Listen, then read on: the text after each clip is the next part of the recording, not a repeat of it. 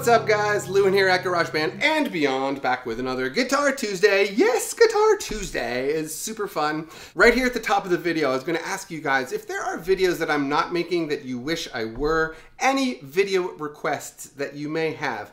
Do me a favor, leave them in the comment section below. I'm just trying to figure out, what you guys want to watch more of, or for the first time, whatever it may be. Leave it in the comment section below. That would be awesome. Anyway, today we're going to be talking to people out there who want to figure out how to finger pick and what is the, what's the beginner stage? What is the thing that will open the door to all of the finger picking patterns? I think there's one that if you get your head and your hands wrapped around, it sort of does do exactly that. It's step one for finger picking, okay? So that's what we're going to talk about, okay? So you got to be able to play the chord C. Hopefully you can do that. Then with your right hand, you're going to use 3 of your digits, okay? So you're going to use your thumb, your first finger, and your middle finger, okay? Your thumb is only going to play the A and the D strings. Your middle finger is only going to play the B string, your first finger only the G string. So, first thing, thumb. Middle finger, thumb, first finger. Thumb, middle, thumb, first. Okay? I'll give you the string numbers just so you have them as I play it. So it's 5, 2, 4, 3, 5, 2, 4, 3, okay? So that's the pattern. Thumb, middle, thumb, first. Thumb, middle, thumb, first. Or the names of the strings, A, B, D, G, A, B, D, G, okay? So there's everything. That should have helped. that should cover a lot of you guys, okay?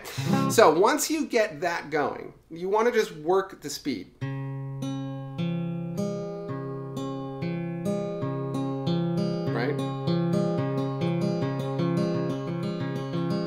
The nice thing about this pattern, it even sounds really good, even really high speed.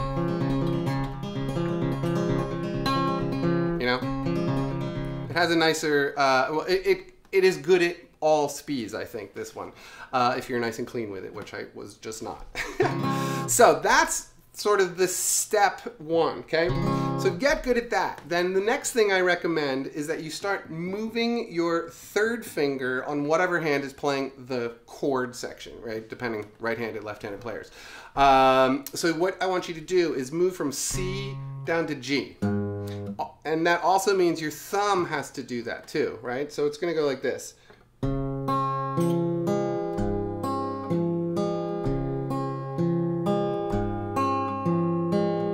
Okay, that's a nice way to sort of get the bass line moving as well. So basically what's going on is, and I'll just call string numbers this time. So 5, 2, 4, 3, 6, 2, 4, 3. 5, 2, 4, 3, 6, 2, 4, 3. Okay? So at full speed, it sounds like this.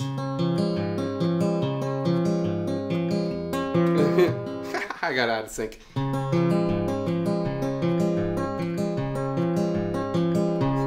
Now, I will add, if you are finding that your first and second fingers are not sort of syncing up, or it's not as comfortable because of your hand size or whatever, you can switch to your middle and third fingers and just use those guys. I do that a lot more lately. When I first learned this pattern, it was these 3 digits, but lately I've been doing these 4 a lot more. Right? There we go. In reality, when I play that pattern now, I think I really do not use my first finger anymore. But when I first was taught this, it was these 3. It depends on your hand size. I was probably taught these 3 because I was like 11 or 12 years old when I was doing this, so that my hand was probably small. Anyway, use the fingers that are most comfortable reaching the strings that you need to reach, okay? Now, once you get that down, you can start moving around these 4 strings, right? So what I recommend is walking up and down to A minor.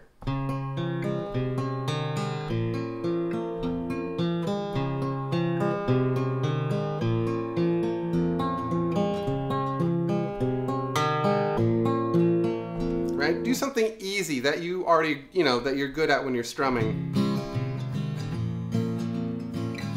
That's like the idea there, right? Super easy, just walk down. You could also change up what's happening on your left hand if you want to make it sound a little more interesting, you could easily do something like this.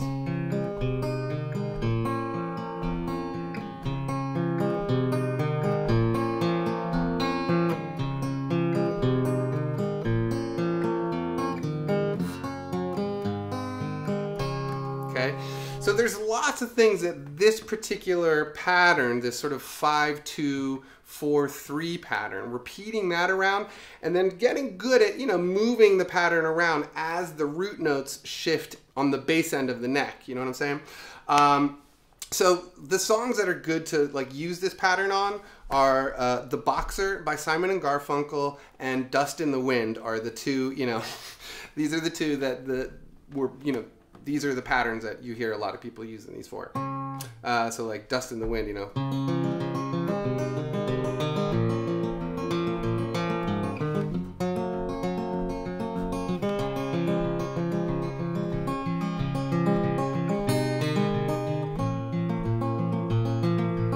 Right?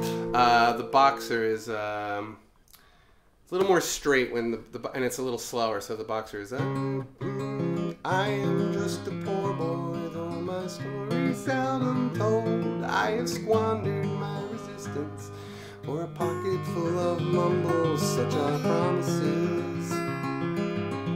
Right? And the nice thing about the Boxer is you do have to play some of the higher strings, like when it switches from that G to the G7, it's like,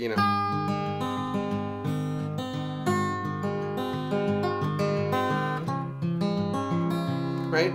But that basic pattern of like low, high, if you really tear it down to what's going on the right hand, that's what's always going on. Low, high, low, high, low, high, low, high, right? So thumb, other finger, thumb, other finger. You keep that going around the roots, find where it's good to move it, like, like what I was doing before. On the A minor, you can play the open A and the open E. When you're playing full bar chords, same thing. You can play both of these low strings. And G. Right? And then you can use your other fingers to get to the higher strings. It gives you a nice, just a nice little accent when you get to those higher strings. Right?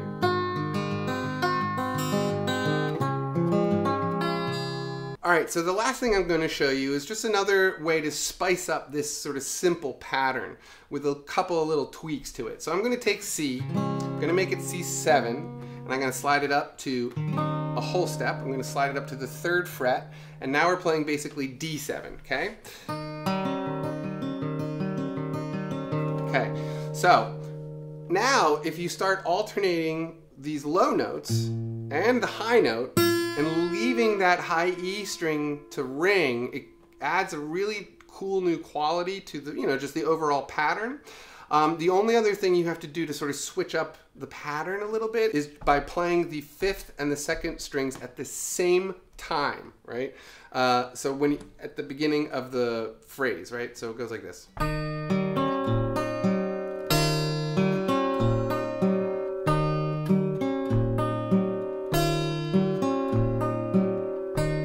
So right at the top, so if you count, it's like 1, 2, 3, 4, 1, 2, 3, 4, 1, right? So on the ones of every bar, you're going to play the 5th and the 2nd string at the same time. After that, it goes back to the low, high pattern. And you're just adding that high E in there, and so it ends up at full speed, it sounds like this.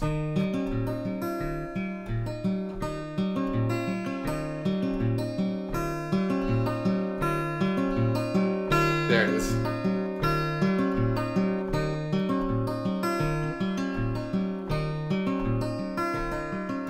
So then, as you've gotten better and better at the low-high pattern, you should have heard what I was just doing, which was sort of determining when I was playing those high notes and in what order. It gets a lot easier, once the original pattern. once that is burned into your brain and into your hands, once that muscle memory is there, you can start experimenting and branching out of it, okay? And that's where using all three or all four digits, you know, including, I don't really use my little finger too much. I tend to post with it a lot. You're not supposed to, but I've been doing it for years and I've sort of given up. It's easier for me to do that. Or a lot of guys you'll see like the heel of the hand coming down on the bridge pins here. So whatever, you will have to find a way to sort of secure your hand on the guitar, because if you try to do this without it, there's a lot of up and down play that goes on because of sort of the leverage factor, you know what I'm talking about. But that's basically it. This pattern is just super fun.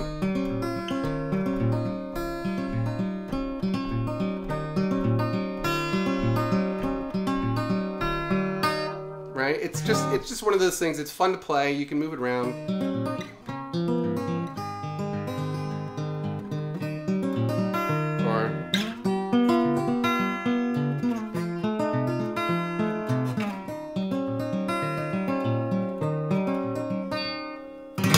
Right? That's it. It's a super fun thing to sort of practice and get your hands going to do something a little more rhythmic, that's very systematic in the way that you have to approach the strings and the rhythms and all that stuff.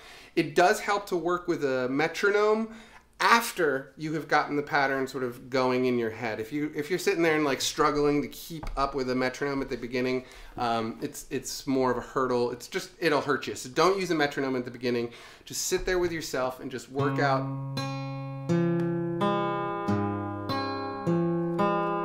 this.